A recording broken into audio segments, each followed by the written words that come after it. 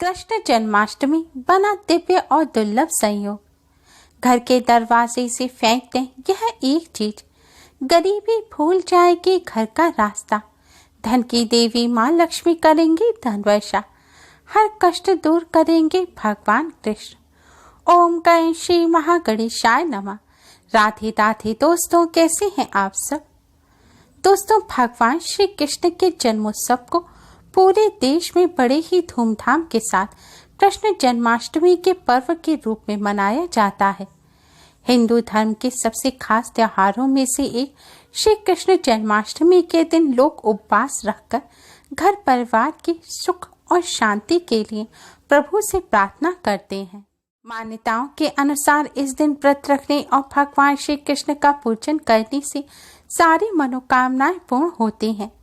संतान प्राप्ति, आयु और समृद्धि के लिए जन्माष्टमी पर्व का विशेष महत्व है। भविष्य पुराण के अनुसार जिस घर में जन्माष्टमी का व्रत रखा जाता है वहां अकाल मृत्यु नहीं होती। जन्माष्टमी का व्रत करने से 1000 एकादशियों के व्रत के बराबर पुण्य फल प्राप्त हो जाता है। जन्माष्टमी का व्रत करने से भगवान श्री कृष्ण की कृपा से पापों से छुटकारा मिलता है। भगवान श्री कृष्ण अपने भक्तों के सभी कष्टों और संकटों को दूर करते हैं। दोस्तों, जन्माष्टमी की रात्रि का हमारे शास्त्रों में विशेष महत्व बताया गया है।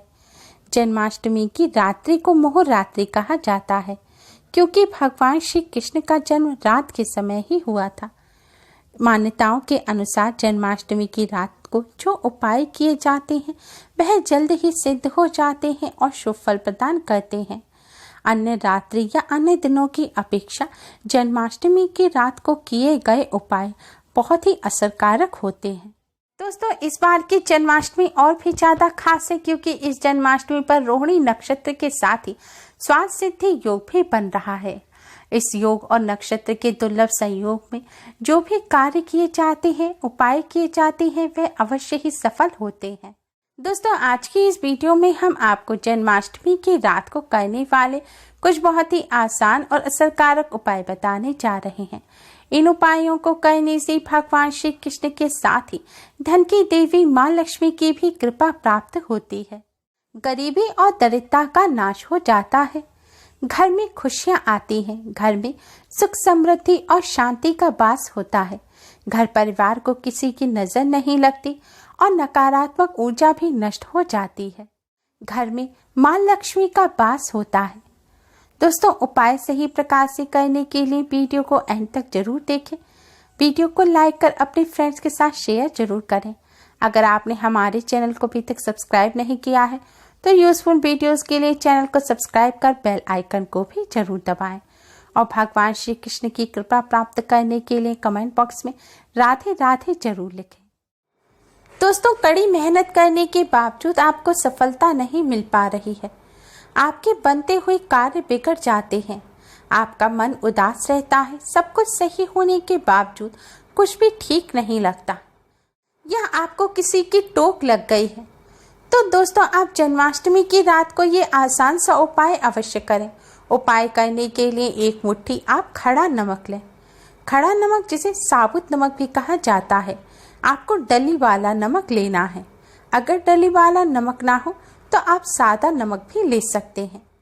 नमक लेकर आप इस नमक को अपने सिर पर 3 बार घुमाएं।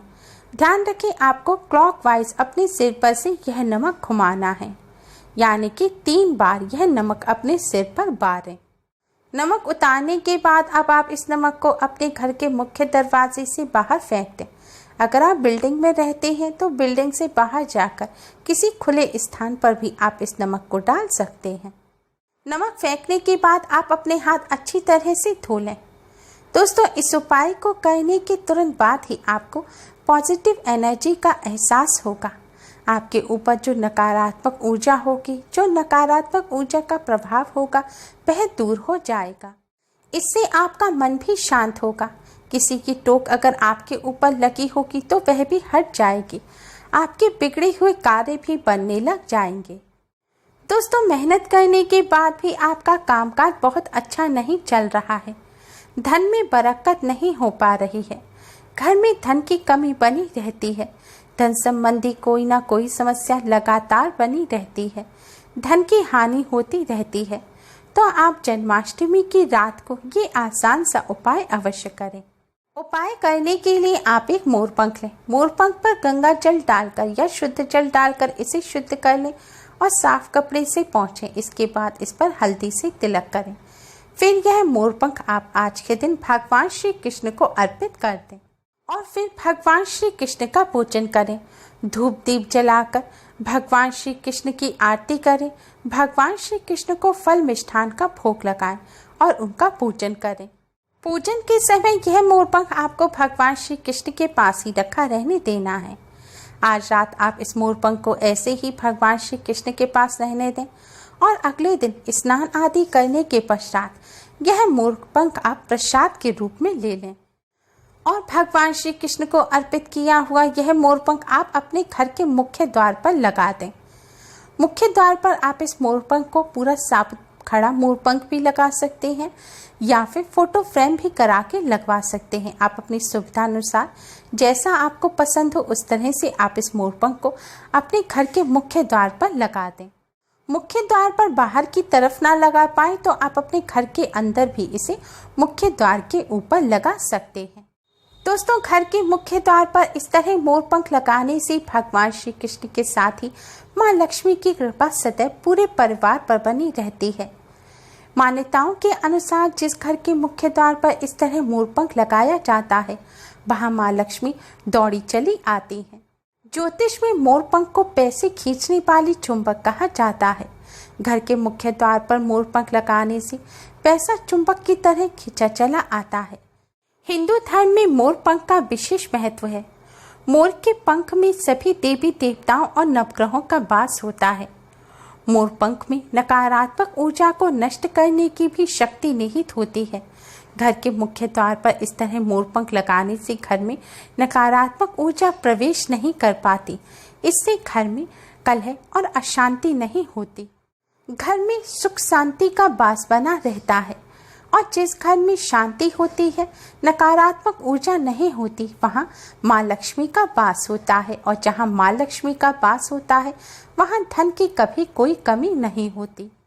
मोरपंख नकारात्मक ऊर्जा को दूर करने के लिए तो सबसे प्रभावशाली होता ही है, साथ ही यह वास्तु दोष को भी दूर करता है।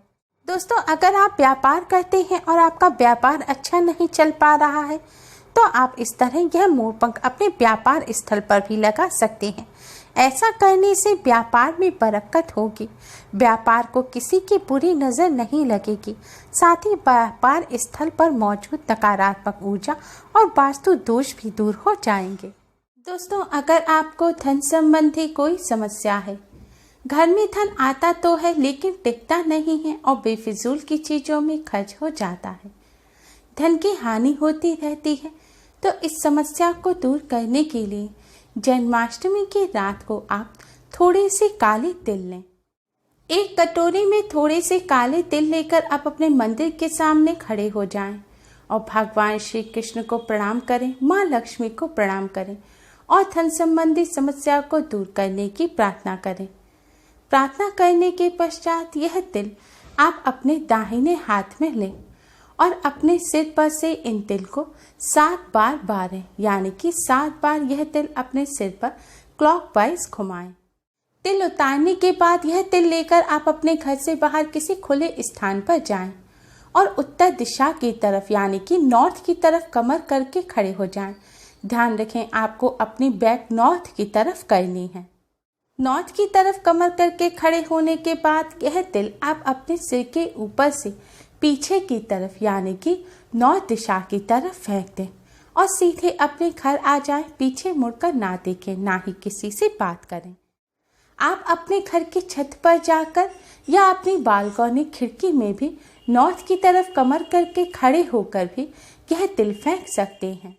दोस्तों, इस उपाय को करने से माँ लक्ष्मी की कृपा प्राप्त होती है। धन पर किसी की नजर लगी होती है वह दूर हो जाती है, धन की हानि होना बंद हो जाती है, बेफिजूल की चीजों में धन खर्च नहीं होता और धन का लाभ होता है। अगर परिवार के सभी सदस्य यह उपाय करना चाहते हैं तो आपको अलग अलग तिल लेने की जरूरत नहीं है। आप एक कटोरी में तिल लें और परिवार के सभी सदस्यों के से ऊपर से इस तिल को उतारें और जो व्यक्ति इस तिल को फेंकने वाले हैं वह सबसे आखिर में इस तिल को अपने ऊपर से उतारें और फिर इस तिल को फेंक दें। दोस्तों, तिल फेंकने के पश्चात आप हाथ अवश्य ही धो लें। अगर आपके घर में गंगा जल है तो गंगा जल का छिड़काव भी आप अपने ऊपर कर लें। दोस्तों, नमक वाला उपाय महिलाएं पीरियड के दौरान भी कर सकती हैं। जन्माष्टमी के पावन पर्व पर यह उपाय कर इनसे लाभ अवश्य ही प्राप्त करें। उम्मीद है आपको हमारी ये वीडियो पसंद आई होगी। प्लीज़ लाइक कर अपने फ्रेंड्स के साथ शेयर जरूर करें। अगर आपने हमारे चैनल को अभी तक सब्सक्राइब नहीं किया है तो जल्दी से चैनल को सब्सक्राइब कर बेल आइकन को भी जरूर दबाएं। Thanks for watching. Radhe Radhe.